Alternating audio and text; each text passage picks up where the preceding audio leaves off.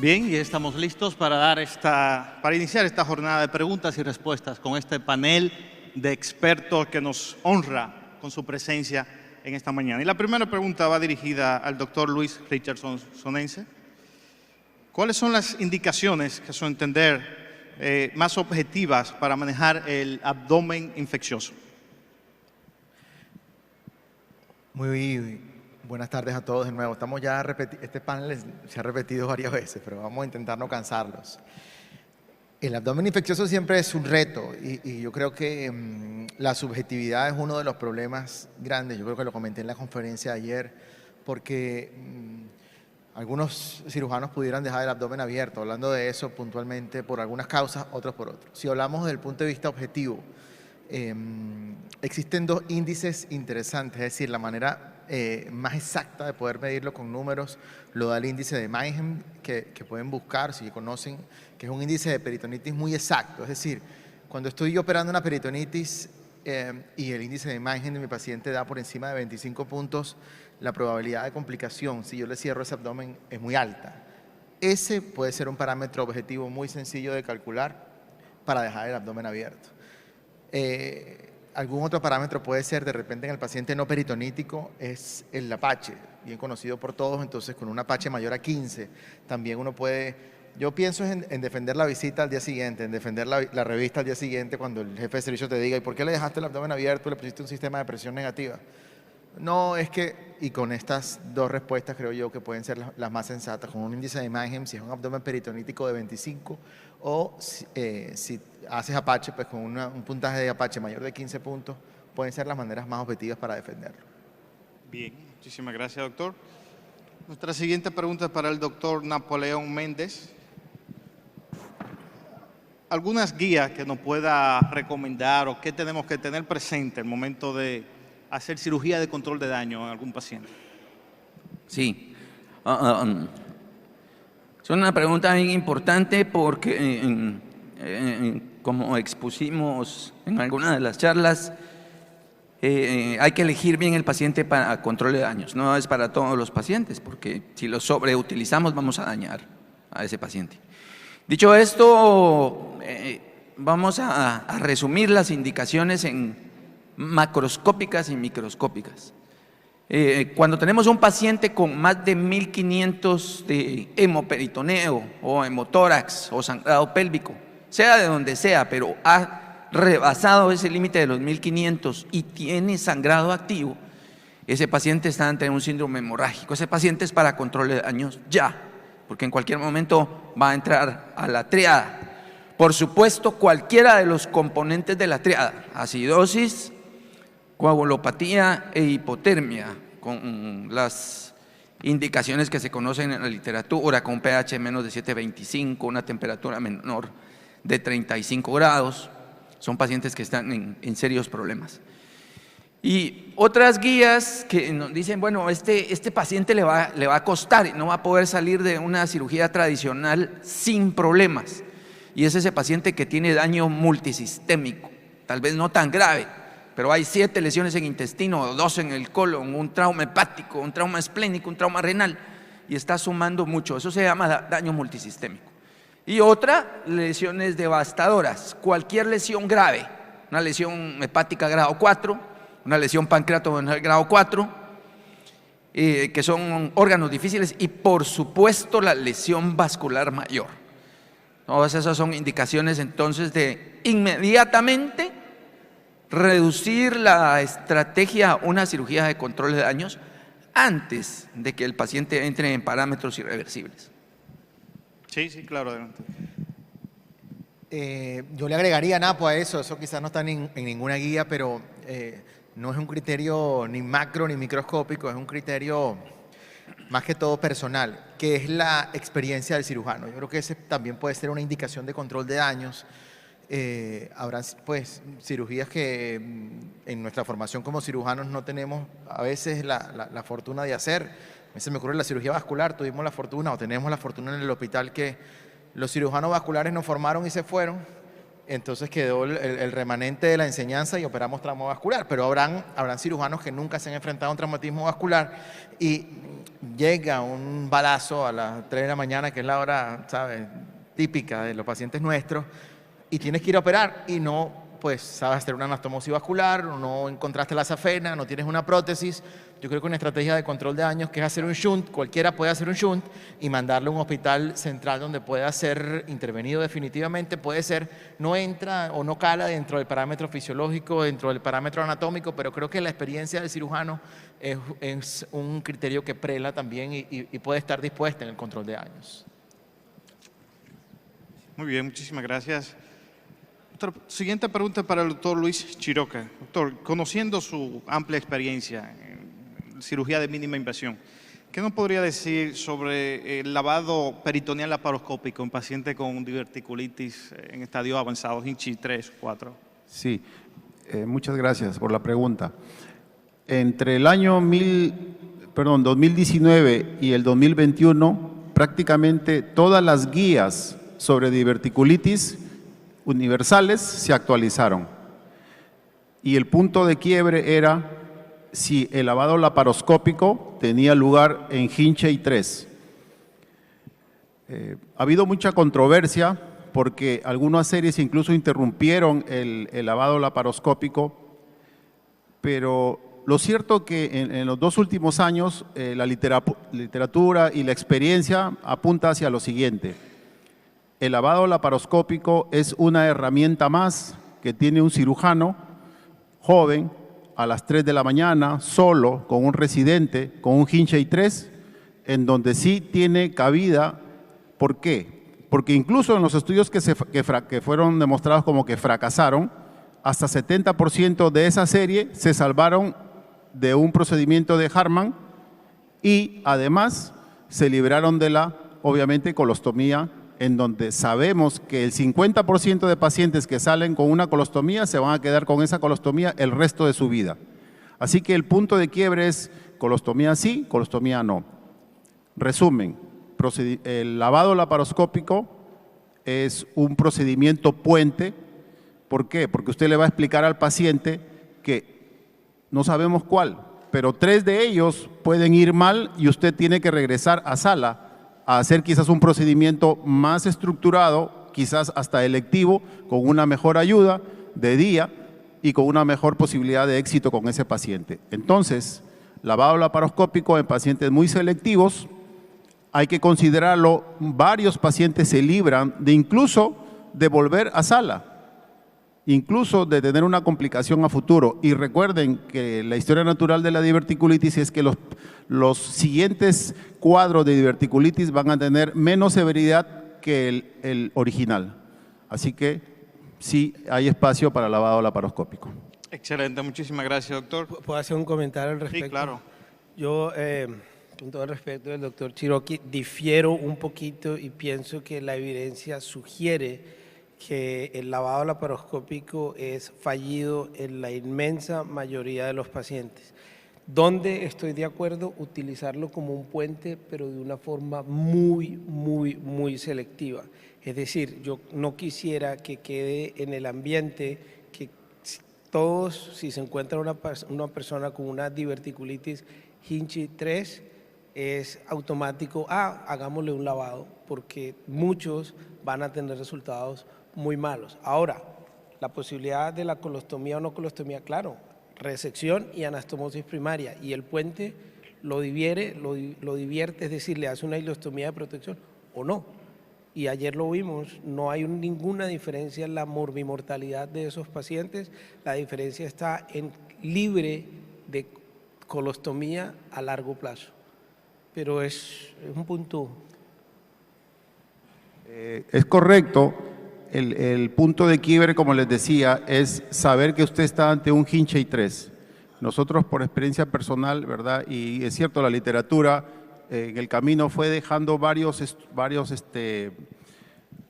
ideas sobre no hacerlo, pero nos hemos quedado con el concepto, y en el reciente congreso de SAGES de este año en Montreal apunta que sigue siendo un procedimiento puente, que no lo debemos descartar como una herramienta bajo determinados estándares, y que es cierto, puede hacer resección anastomosis primaria con ileostomía de protección, que eso le da más garantía porque revertir una ileostomía es más sencillo y es más frecuente que se haga con menos complicaciones que revertir un procedimiento de Hartmann.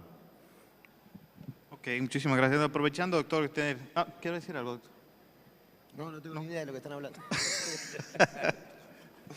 Y aprovechando, doctor Caicedo, que tiene el micrófono en mano.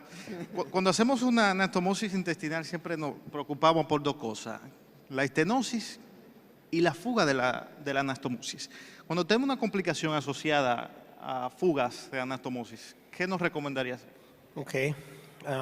Siendo ya este el último evento en el que yo voy a participar, solo quiero dar las gracias por la oportunidad y por el honor de haber sido invitado. Mi amigo José Domínguez, el doctor Brito, la oportunidad de conocer nuevos amigos, el doctor Cherokee, mi amigo el doctor Parmesano. Disculpe, el último evento de este año, ¿verdad? De este año, sí. Y bueno, respondiendo, y muchísimos aquí con los que he tenido la oportunidad de interactuar y ha sido una experiencia fenomenal estar en este congreso. Y creo que este hotel es mucho más acogedor que el anterior. Solo quería decirles eso. Y gracias por las interacciones. Yendo a la pregunta, 75% de las fugas anastomóticas se presentan en el lado izquierdo.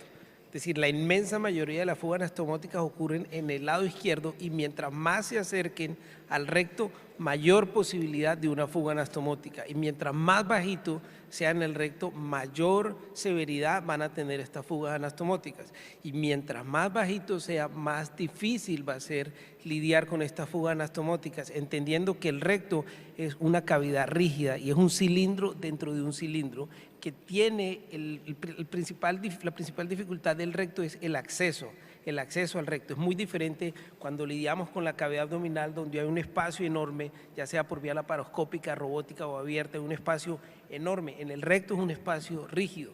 Entonces, estas fugas anastomóticas, hay muchísimos factores que tienen que ver con estas fugas anastomóticas, la obesidad, el hecho de ser de sexo masculino, de ser diabético, de ser obeso, la radiación, todo este tipo de la microbiota incluso tiene una afectación importante.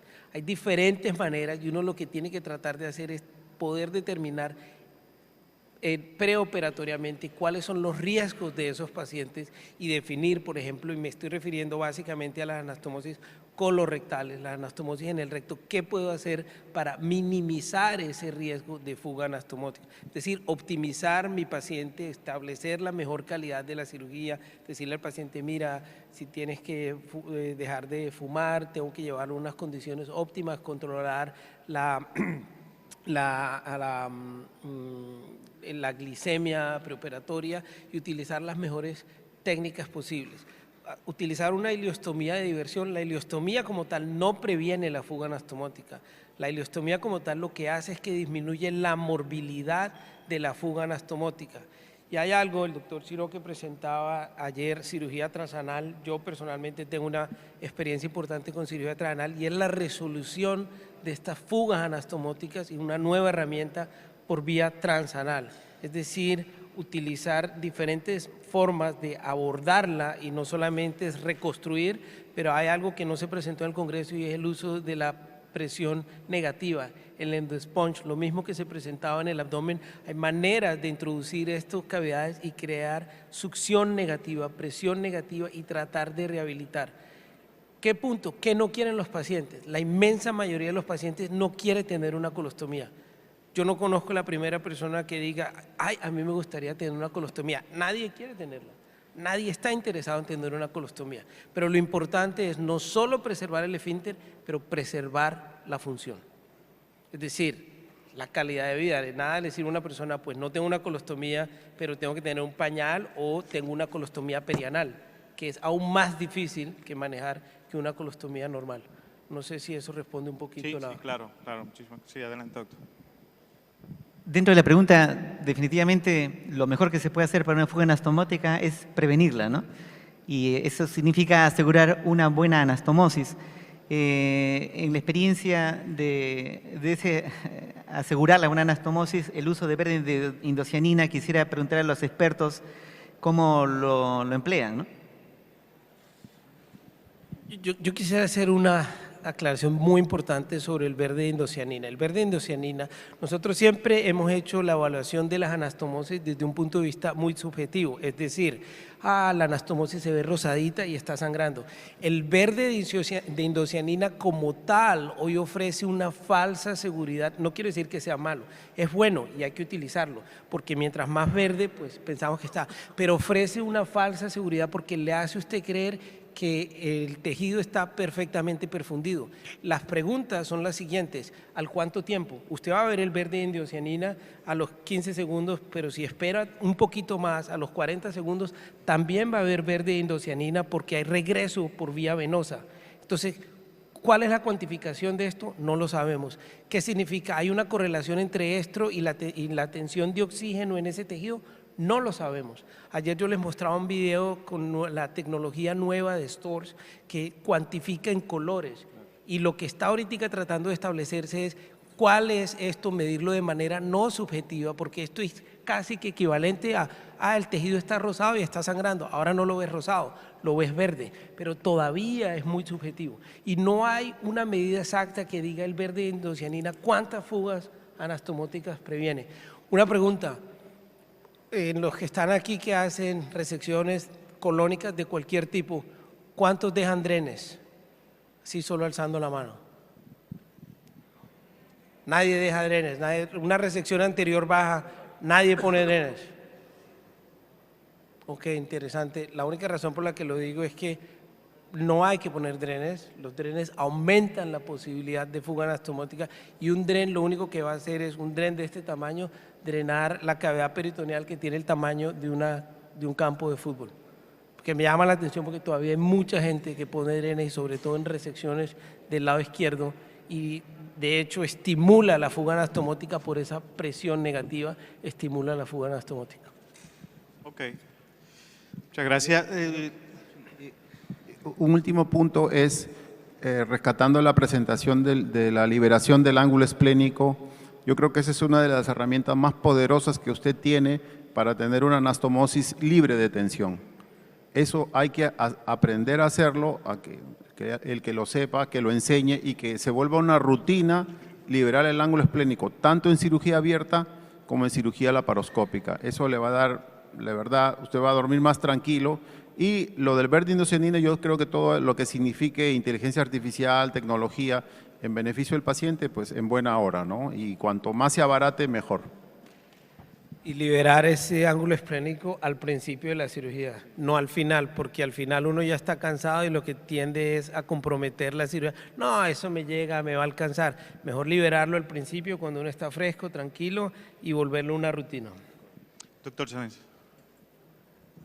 Nosotros con el verde de indocianina no tenemos experiencia porque el paciente con trauma no tiene plata para eso, pero hablando de fugas, tomando en cuenta lo de la fuga anastomótica, para nosotros es súper importante porque el paciente que operamos nosotros es un paciente fisiológicamente mal, distinto de repente al paciente electivo que tú preparas, que va bien nutrido, que de repente tiene una enfermedad per se, enfermedad diverticular, cáncer, que ya eso lo predispone, ese no la tiene el nuestro, pero el nuestro tiene un daño agudo celular que te dificulta muchas de las veces y te cambia la conducta. Pero para nosotros es más sencillo decidir o no hacer una anastomosis, porque el parámetro, yo creo que más objetivo y que Napo pues en esto de repente pueda estar de acuerdo conmigo, es la estabilidad hemodinámica.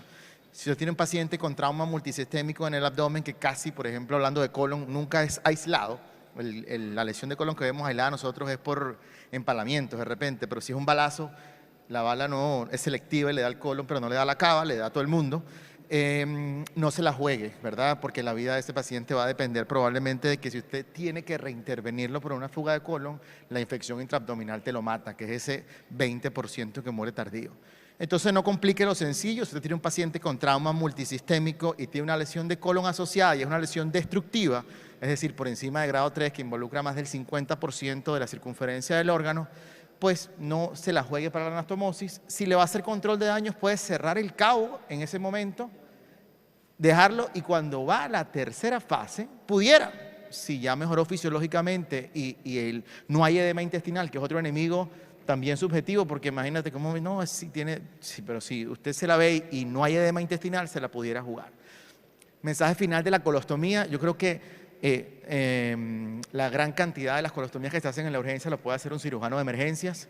Somos responsables de eso y somos responsables de la complicación. No sé si tienen las cifras de sus hospitales, pero en mi hospital del 30 al 40% de las colostomías se complican, con complicaciones menores o mayores. Es decir, desde que se vaya a un punto por la fijación de la piel hasta que pues, se invagine y haya que reintervenir al paciente. Mensaje sencillo, hágala bien. Ese primer momento de la colostomía, dedíquese a hacer una buena colostomía, porque si no es un calvario. Ya es un calvario tener la ostomía per se, pero si uno no se dedica a hacer esa ostomía, pues, por lo menos bien, y que el maestro le enseñe cuáles son los datos, pues el índice de complicación es alto. Sí. Está solo para la foto. Sí, sí.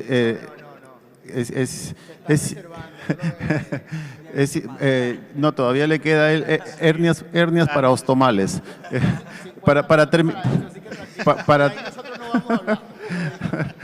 Miren, otra vez, a veces uno en pacientes obesos, una pared muy grande, y generalmente, como repito, la parte de la colostomía ya uno está cansado, logró salvarle la vida al paciente y cree que la colostomía es lo menos importante. Entonces, esa colostomía, si su colon no sobresale 4 o más centímetros de la piel, sin tensión, incluso hay que regresar a liberar el ángulo esplénico. Por favor, es terrible entrar por colostomías necrosadas, umbilicadas, o sea, es otra cirugía a los 2, 3 días o a veces a las horas incluso. Entonces, dedíquese, como dice nuestro colega, a hacer una buena colostomía que sobresalga por lo menos 4 centímetros de la piel sin tensión. Yo quería tocar el punto que toca el doctor Richard, es supremamente importante y se aplica en cirugía colorectal el control de daños. El concepto de control de daños, de hecho, está muy bien estudiado en enfermedad diverticular. Diverticulitis 3 y 4, hay metaanálisis, hay cualquier cantidad de estudios de control de daños. Y el factor principal, de hecho el factor principal para decir en un Hinchi 3 o 4, decidir si le hacemos una colostomía o una anastomosis primaria es eso, la estabilidad hemodinámica del paciente. Es decir, ¿vale la pena pelear ahorita o vale la pena, sabes qué? Mira, yo resuelvo lo que te está matando, cierro y volvemos a la guerra en 72 horas, en 36, en 48, darle el tiempo al paciente para que se resucite en la terapia intensiva, mejorarle la coagulación, el estado de ácido básico, mejorar lo que orine, y exactamente lo mismo que decías del edema. Nosotros en los protocolos de ERAS, de cirugía colorectal, uno de los principios fundamentales es mantener a los pacientes secos. Y le decimos siempre a los anestesiólogos, no me lo superhidrates, porque así como el paciente se hematiza aquí, así como el paciente se hematiza aquí, la anastomosis también se hematiza y perpetúa el hilo y perpetúa. Pero el concepto de control de daños nosotros también lo manejamos mucho y ese paciente, si está inestable, pues es una locura hacerle una anastomosis primaria. Ese va a pagar más. Ahora sí, Ezequiel. Sí. Cuéntame. No, la verdad que contando con el doctor Palmisano aquí no podemos dejar de hablar de hernias. La siguiente pregunta es para él. En la reparación con material protésico, ¿cuáles son las complicaciones más frecuentes que ha visto y cuál consejo nos daría, cómo manejarlas? Bueno, en primer lugar quiero responder acá, porque yo me canso de operar hernias parastomales. Pero lo digo positivamente porque es parte de mi sueldo, yo gano gracias a esto y entiendo la condición urgente. Pero la condición urgente va de la mano a lo que dice Luis. Cuando hacemos la ostomía estamos cansados y volvemos a lo mismo de la laparorrafia. Cuando tenemos que cerrar el abdomen estamos cansados. ¿Y a quién se la dejamos? Al que nunca se cansa, que es el R1. No tiene derecho a cansarse, esa es la cuestión. Entonces, claro que después sucede que todos sabemos hacer la laparoscopía y lo peor es que queremos hacerle la laparoscopía a una eventración paracolostómica. Y ahí ya el paciente viene mal hecho de arriba, mal hecho de abajo y tenés que resolverlo de alguna manera. Entonces, esto habla a las claras de la necesidad, primero, de la prevención de la hernia paracolostómica. En segundo lugar, ¿qué rol podría tener en los pacientes que sabemos que van a quedar con una colostomía definitiva el uso de la malla profiláctica? En tercer lugar, si tenemos un cirujano de pared dando vuelta, ¿por qué no hablamos con él en ese momento y decir, che, vení, acércate un ratito al quirófano? ¿Dónde te parece a vos que sería lo ideal para que, si se entra, que son la gran mayoría, vos no tengas problemas de aplicar tu técnica? No vamos a hacer nosotros la ostomía.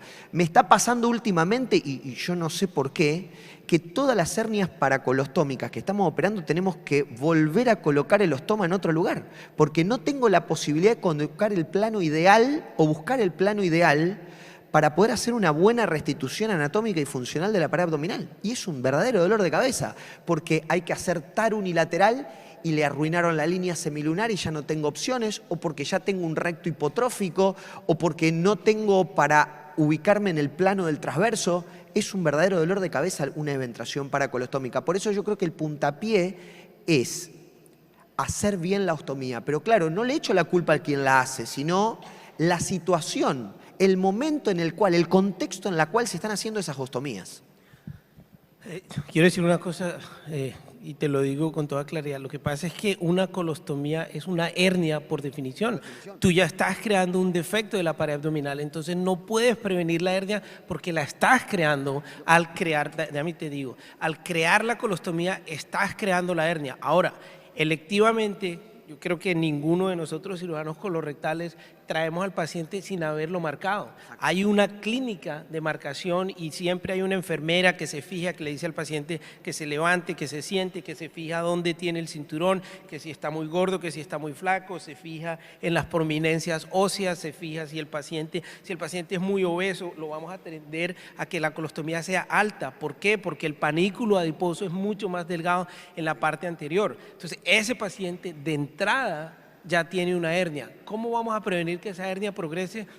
Pierde peso, porque la presión intraabdominal es lo que va a hacer que este paciente crezca, y todos van a desarrollar complicaciones de esa hernia. Lo único que determina eso es el tiempo.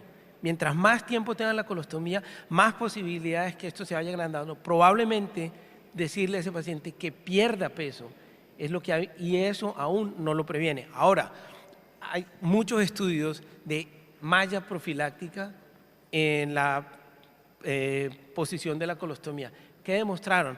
La cantidad de infecciones es excesivamente alta porque estás trabajando con un campo contaminado por definición, así lo estés cerrando, estás trabajando con un intestino que en algún momento está abierto y vas a poner una malla. Y a nosotros nos aterroriza la idea de que puse esa malla, que no la puse ni siquiera on-lay, sino la puse adentro y se infectó. Imagínate la catástrofe con la que tú te enfrentas. Y no todos tenemos un cirujano de pared abdominal que va a decir y que va a reparar eso, sino sabemos que es una catástrofe. Ahora, nosotros como cirujanos colorectales lidiamos con muchas de estas hernias. La preferida para nosotros, no sé cómo hace el doctor Chiroque, pero la preferida para nosotros es el Sugar Baker, que es crear el colon hacia un lado y poner un parche grande de esta, pero aún así no es la mejor opción. Ahora, muchas veces tenemos que relocalizar la ostomía, como dices tú. No, el tema cuando nosotros hablamos de prevención no es prevenir la hernia, o sea, el concepto es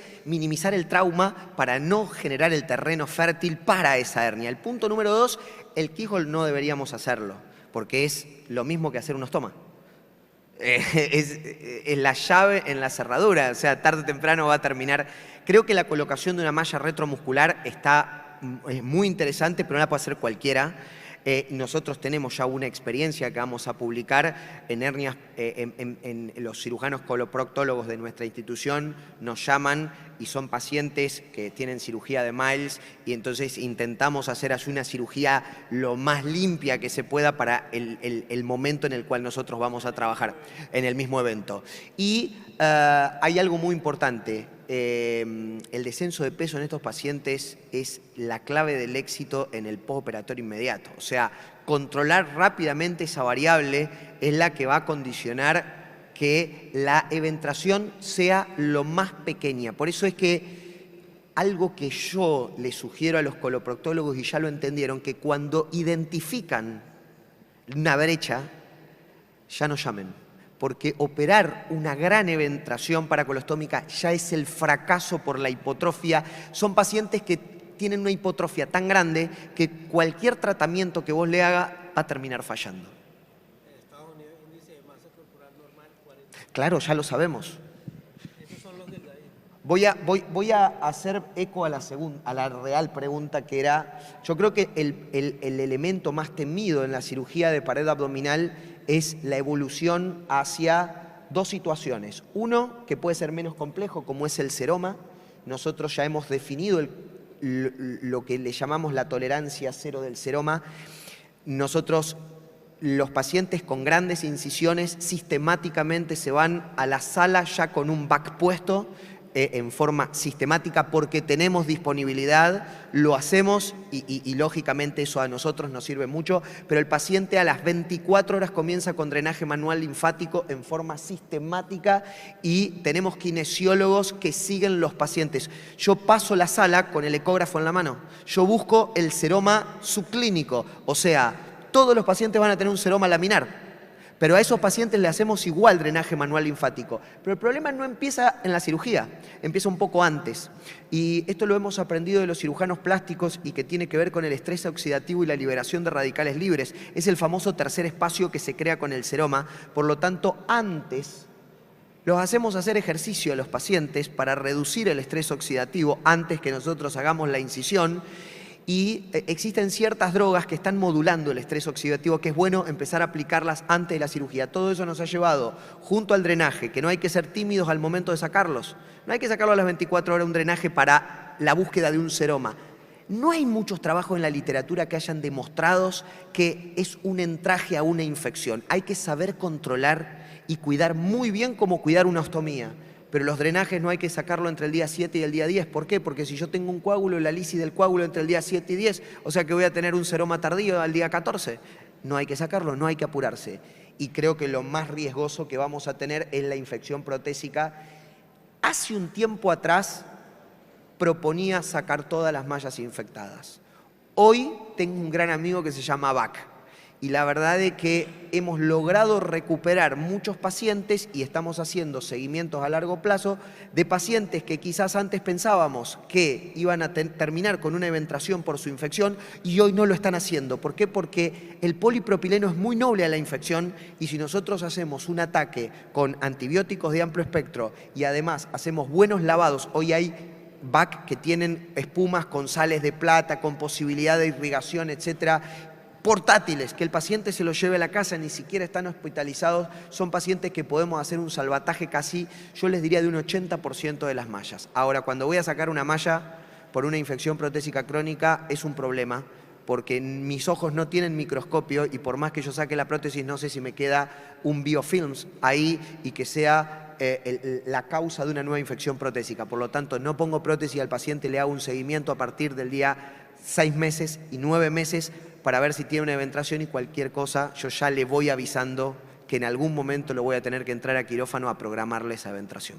¿Iba a decir algo, Luis? Sí.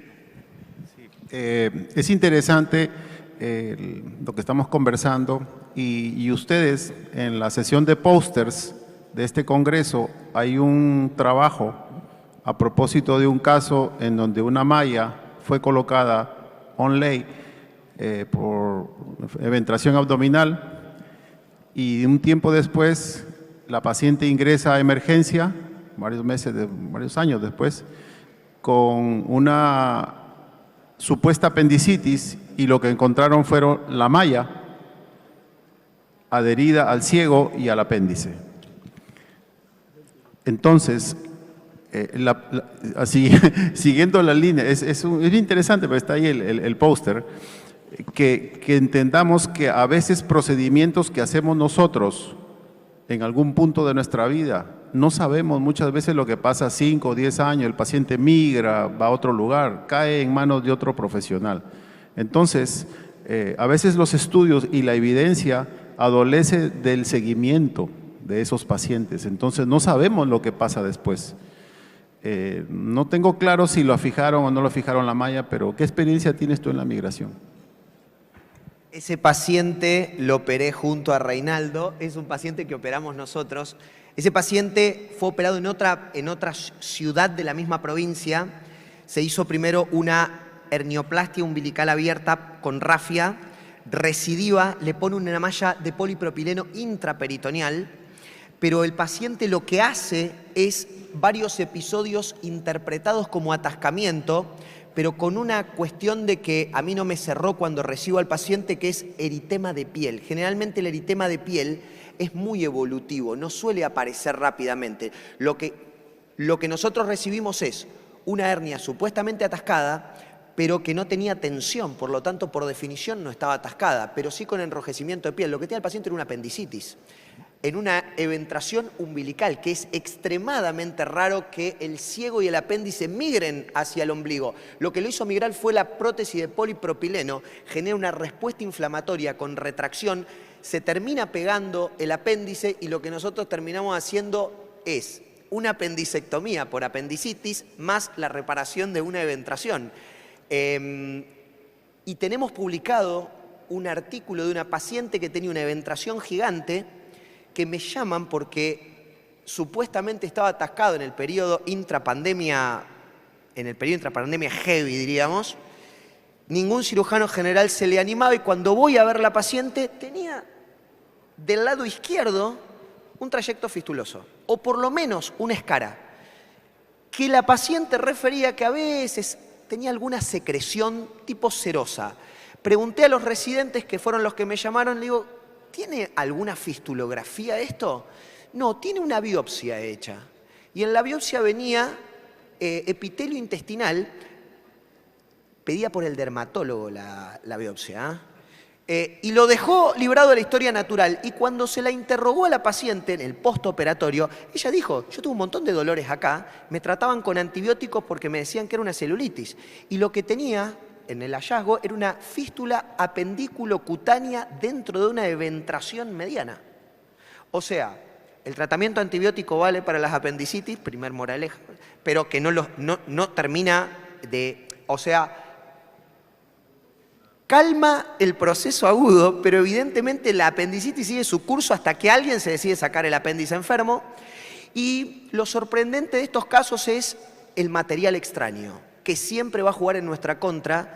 Nosotros lo que vimos en este paciente en el momento operado con la tomografía era, como las tomografías en pared abdominal son sin contraste, veíamos una rarefacción que no veíamos en ningún proceso de atascamiento y dijimos, algo hay que hacer. Y entramos y cuando entramos nos encontramos con una apendicitis, con una apéndice totalmente pegada a una malla de polipropileno y como dice el doctor Caicedo, es un case report porque este es para publicar porque son muy pocos los casos de contenido. Tenemos la hernia de Amian, el Garengot, ahí en la región inguinal, pero hay muy pocos, pero el litré es ¿cómo se llama? El Meckel. Pero una apendicitis en una eventración y ligada a una prótesis no está el caso publicado todavía. Es muy, pero muy interesante y lo importante es el follow-up, cómo seguimos nuestros pacientes y hasta dónde llegan nuestra posibilidad de ver qué sucede en el correr del tiempo. Bien, muchas gracias. Nos queda más que pedir un fuerte aplauso para nuestro panel de expertos por esta interesante discusión en esta mañana.